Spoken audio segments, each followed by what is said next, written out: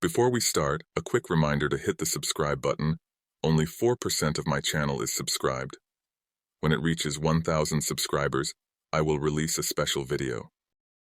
The world was a shadow of its former self, a canvas of destruction painted by the ruthless hand of Allrad.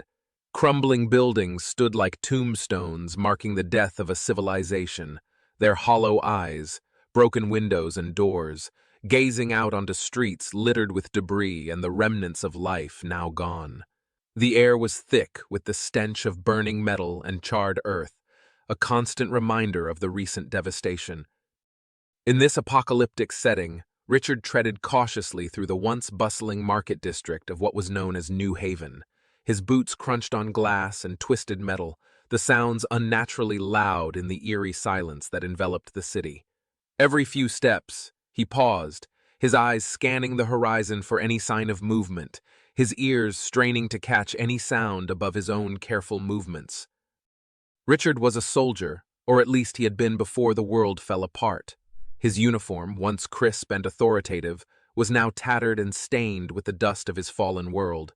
His face was set in a grim line, his eyes a mirror of the desolation around him, reflecting a mixture of resilience and deep-seated sorrow. As he maneuvered through a particularly narrow alley, his hand rested on the hilt of his combat knife, a meager but necessary comfort. The threat of Allrad's drones was ever present, their patrols random but frequent, their sensors keen to pick up any unauthorized presence. Suddenly, a slight noise, a soft scuttling, barely perceptible, halted his steps. Richard's body tensed, every muscle coiled like a spring, ready to react. He crouched low, blending into the shadow of a collapsed wall, his breaths shallow and controlled. Peering around the corner, Richard spotted a figure darting through the shadows, its movements fluid and purposeful. It was too small and too fast to be human, he thought. Perhaps a local animal, or worse, a drone scout. He decided to follow, curiosity edging out caution. The figure led him through a maze of destroyed buildings and upturned vehicles, until finally it paused. As Richard drew closer, staying out of sight, he realized that the figure was not a creature of Earth. It stood upright, its posture elegant, its skin shimmering with an ethereal glow. The alien was slender, with elongated limbs and features that spoke of a beauty that was almost otherworldly. He watched in fascination as the alien knelt beside a small, clear pool formed from a recent rain, its hands moving delicately through the water. It was then Richard noticed the subtle, almost imperceptible tremor in the creature's movements, a sign of vulnerability. Before he could step forward or retreat, a sudden burst of light split the air. Drones. They had found them. The alien looked up, its deep blue eyes meeting Richard's in a moment of shared fear. Without thinking, Richard acted. He dashed from his hiding place, grabbing the alien's arm and pulling her with him. "Run!" he hissed, the urgency of the situation lending speed to his legs. Together, they fled through the ruins, the drones buzzing angrily behind them. It was a frenzied chase, one that took them through dangers that were both seen and unseen. Just as they were about to be cornered, Richard found an opening, a hidden underground passage that led to the old subway system, long abandoned and forgotten. They plunged into the darkness together, the alien's slight form trembling beside him. As they navigated the labyrinthine tunnels, Richard felt a strange sense of camaraderie forming between them, born of desperation and the raw instinct to survive. Finally, they emerged into a small chamber, the sounds of the drones fading into the distance. The alien, catching her breath, spoke in a melodic tone that filled the damp air with a haunting quality. "I am Salin," she said, her voice laced with gratitude and a trace of something else. "Hope, perhaps?" Richard nodded, his own breathing ragged from the exertion. "Richard," he replied simply. As they sat in the dim light of the underground hideout, the barriers between them began to dissolve, replaced by the mutual realization that in this new, broken world, trust might be their only way forward. Chapter 2: An Unlikely Ally. Inside, the air was thick with dust and the scent of decay. Richard led the way, his steps cautious and measured, navigating through the debris with a familiarity born of necessity. Salin followed, her senses attuned to the subtle vibrations of the building, alert for any sign of instability or unseen threats. As they settled into a shadowed corner of the building, the immediate danger seemed to ebb away with the light of day. Richard pulled a tattered cloth from his bag and laid it on the ground, gesturing for Salin to sit. She did, folding her legs beneath her, her eyes never ceasing their vigilant watch. Richard broke the silence, his voice a low rumble in the quiet. "We can't keep running like this," he said, his gaze meeting hers. "Sooner or later, we'll need a better plan." Salin nodded, her blue skin catching the fading light. "I agree." "True," Richard replied, pulling a small, dented can from his bag. "But maybe we start simple. Share what we know. Teach each other how to survive better. That's groundwork for trust." Curiosity flickered in Salin's eyes. She watched as Richard split the can's contents. Some aged but still edible, beans, between them. "You mean a trade of sorts? Knowledge for knowledge?" "Exactly." Richard handed her a makeshift spoon. "I'll show you how to make traps for Allrad's smaller scouts. You teach me how to sense them like you do." Salin accepted the spoon, a smile tugging at the corners of her mouth. They ate in silence, the beans barely registering as flavor, but serving as a reminder of life's continuing demands. After they finished, Richard began outlining basic trap mechanisms using small pieces of rubble to demonstrate. Salin was a quick study, her mind sharp and adaptive. Then it was her turn. She explained how her people used vibrations in the air to detect movement, a technique that required deep concentration and sensitivity. Richard tried to mimic her focus, closing his eyes and listening, truly listening to the world around him. The exercise was harder than he anticipated, but Salin's patient guidance showed him the first faint signs of success.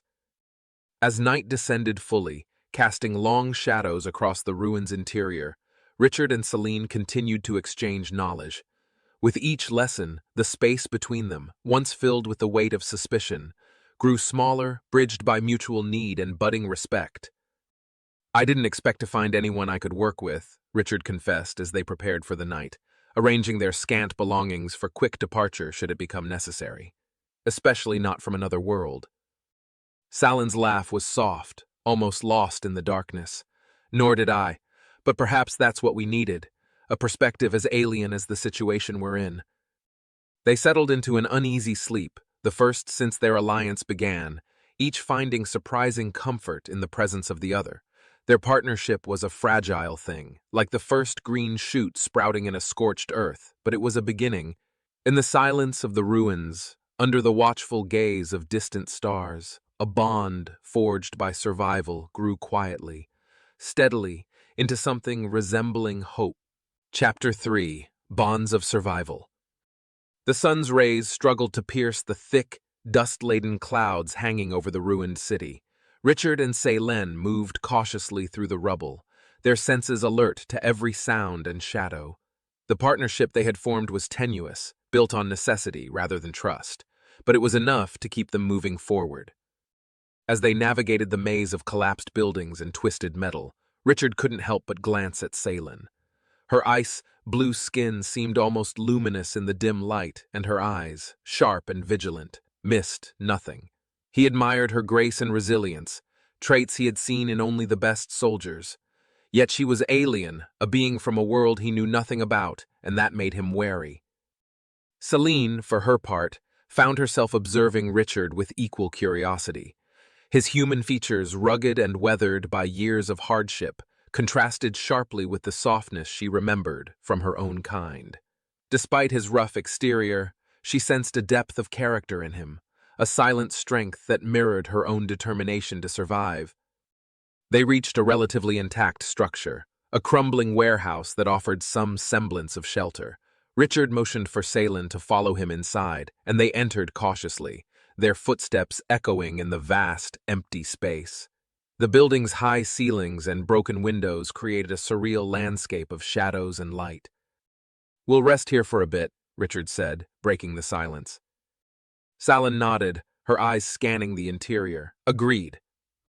They settled against a wall, the cold concrete pressing against their backs. Richard pulled out a small canteen of water and handed it to Salen. She took it gratefully, sipping sparingly before returning it. "Thank you," she said softly. "It's been a while since I've shared a moment of peace with anyone." Richard nodded, understanding the unspoken weight of her words. "You're not alone in that. It's hard to find allies in this wasteland." Salen looked at him, her eyes filled with a mixture of sadness and determination. "My people, we were not always warriors. We valued knowledge, art, and peace. But Allrad forced us to change, to fight for our survival." Richard's expression softened. "I understand. War changes everyone. It takes away what we hold dear and leaves us with nothing but the will to fight." For a moment they sat in silence, each lost in their thoughts. The bond between them, though still fragile, began to strengthen as they shared their stories and their pain. As the day wore on, they decided to explore the warehouse, hoping to find anything useful. Richard's military training kicked in, and he began to instruct Salen on human combat techniques, showing her how to move silently, how to take cover, and how to use makeshift weapons. "Here," he said, handing her a length of pipe. "It might not look like much, but in close quarters it can save your life." Salen took the pipe, mimicking Richard's stance as he demonstrated how to wield it effectively. Despite her initial awkwardness, she quickly adapted, her natural agility and reflexes compensating for her lack of experience with human weapons. "Good," Richard said, nodding in approval. "You're a fast learner." Salen smiled, a rare expression that brightened her alien features. "Thank you. Your techniques are different from ours, but I see their value." In turn, Salen taught Richard some of her own people's methods. She showed him how to use his senses more acutely, how to read the subtle vibrations in the air to detect movement, and how to blend into the environment in ways he had never considered. "Close your eyes," she instructed. "Feel the air around you. Every movement, no matter how small, creates a disturbance. Learn to sense it." Richard closed his eyes, focusing on the sensations around him. At first it was difficult, his mind cluttered with thoughts and distractions. But slowly he began to feel it, the faintest whisper of movement, the gentle rustling of debris stirred by a distant breeze. "I feel it," he said, opening his eyes. Salen nodded, satisfied. "It's how we've survived for so long." As evening fell, they returned to their makeshift camp within the warehouse. The day's training and shared experiences had forged a bond between them, one built on mutual respect and the beginnings of trust. "We need to find others," Richard said, breaking the silence. "We can't do this alone. There have to be more survivors out there, both human and alien, who are willing to fight back." Salen agreed. "Yes, alone we are vulnerable. But together we can become something more, a force to be reckoned with." Richard looked at her, his determination mirrored in her eyes. "Tomorrow we start searching. We find allies, we build a resistance, and we take the fight to Allrad." Salen's eyes gleamed with a fierce light. "Together we will prevail." As they settled down to rest, the weight of their mission lay heavy on their shoulders, but so too did the promise of hope. In each other, they had found not just an ally, but a reason to keep fighting, a reason to believe that even in the darkest of times, the bonds of survival could forge the strength needed to reclaim their world. Chapter 4: Seeds of Resistance. Their destination was an underground network of tunnels that Richard had heard whispers about, a place where survivors might be hiding. The entrance was concealed amidst the rubble of a collapsed building, an unassuming fissure that led into the depths of the earth. Richard had spent the last few days gathering intelligence from fleeting interactions with other humans, piecing together the fragments of hope that had brought them here. As they descended into the darkness, Selene's senses heightened. Her alien physiology allowed her to see in the dim light and detect the faintest sounds of movement. She led the way, her steps confident and sure, while Richard followed closely, his grip on his weapon tight and ready. The tunnels were a labyrinthine expanse of narrow passageways and hidden chambers, carved out by survivors seeking refuge from the relentless onslaught above. As they ventured deeper, the sounds of muffled conversations and the flicker of makeshift lanterns became more discernible. The air was thick with tension and palpable fear of discovery. Richard and Saline emerged into a larger cavern, where a group of ragged but determined humans and aliens had gathered. The survivors eyed the newcomers warily, their hands hovering near weapons, their faces etched with the weariness of prolonged hardship. An older man, his face lined with age and worry, stepped forward. His name was Marcus, a former engineer who had taken on the mantle of leadership in this subterranean enclave. "Who are you?" he demanded, his voice firm but not unkind. Richard stepped forward, meeting Marcus's gaze. "My name is Richard, and this is Salen. We're here to join the fight against Allrad. We believe that together we stand a better chance." Marcus studied them for a moment, his eyes narrowing as he took in their determined expressions and the aura of competence that surrounded them. "We've heard that before. What makes you any different?" Saline stepped up, her voice calm yet resonant. "We bring skills and knowledge that can help us all survive. Richard is a seasoned soldier, and I possess abilities that can give us an edge. We've already faced all-raid drones together and survived." A murmur rippled through the crowd as they considered her words. The idea of an alliance between human and alien, fighting side by side, was both foreign and hopeful. After a tense silence, Marcus nodded slowly. "All right, we'll give you a chance. But trust is earned here. Show us what you can do." With that, Richard and Salen set about integrating themselves into the community. They demonstrated their skills, teaching the group new survival techniques and combat strategies. Richard organized training sessions, drilling the survivors in guerrilla tactics and defensive maneuvers. His military background proved invaluable as he transformed the ragtag group into a more disciplined and cohesive unit. Salen, with her alien abilities, became a vital asset. She taught them how to harness their senses more effectively, how to detect the subtle signs of approaching danger that even the most advanced technology might miss. Her knowledge of alien technology and her natural agility made her an excellent scout, able to slip past Allrad patrols and gather crucial intelligence. As the days passed, the initial wariness of the survivors gave way to respect and camaraderie. Richard and Salen's dedication and expertise inspired hope in a community that had long been steeped in despair. They began to see them not just as leaders, but as symbols of a united front against a common enemy. One evening, as they gathered around a small fire in the central cavern, Richard and Salen presented a bold plan. They proposed a raid on an Allrad supply depot located on the outskirts of the city. The depot was a vital resource hub for the enemy, stocked with weapons, food, and medical supplies. A successful raid would not only weaken Allrad's hold, but also bolster the resistance with much-needed resources. The plan was met with a mixture of excitement and apprehension. It was dangerous, but the potential rewards were too significant to ignore. Marcus gave his approval, and preparations began in earnest. Richard and Salen led the charge, carefully selecting a team and outlining the strategy. They spent hours going over the details, ensuring everyone knew their roles and the risks involved. The night before the raid, they gathered one last time, a solemn but determined group ready to face the challenge ahead.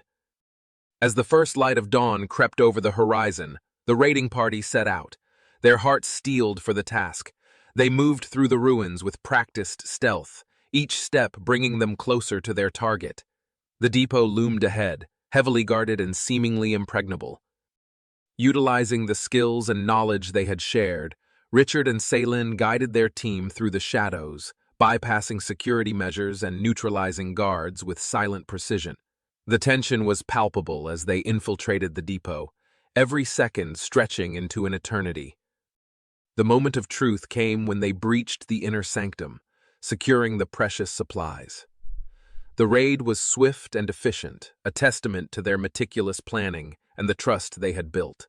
As they made their escape, laden with supplies, the group couldn't help but feel a surge of triumph. Returning to the tunnels, they were met with cheers and tears of relief. The successful raid had not only provided much-needed resources, but had also ignited a spark of hope. The resistance was growing stronger, and with leaders like Richard and Salen, their chances of overcoming Allrad's tyranny seemed within reach. In the dim light of the cavern, Richard and Salen shared a rare moment of quiet triumph. They had taken the first step towards something greater, planting the seeds of resistance that would one day bloom into a force capable of reclaiming their world. Together, they had proven that unity, forged in the crucible of adversity, could indeed stand against even the most formidable of foes.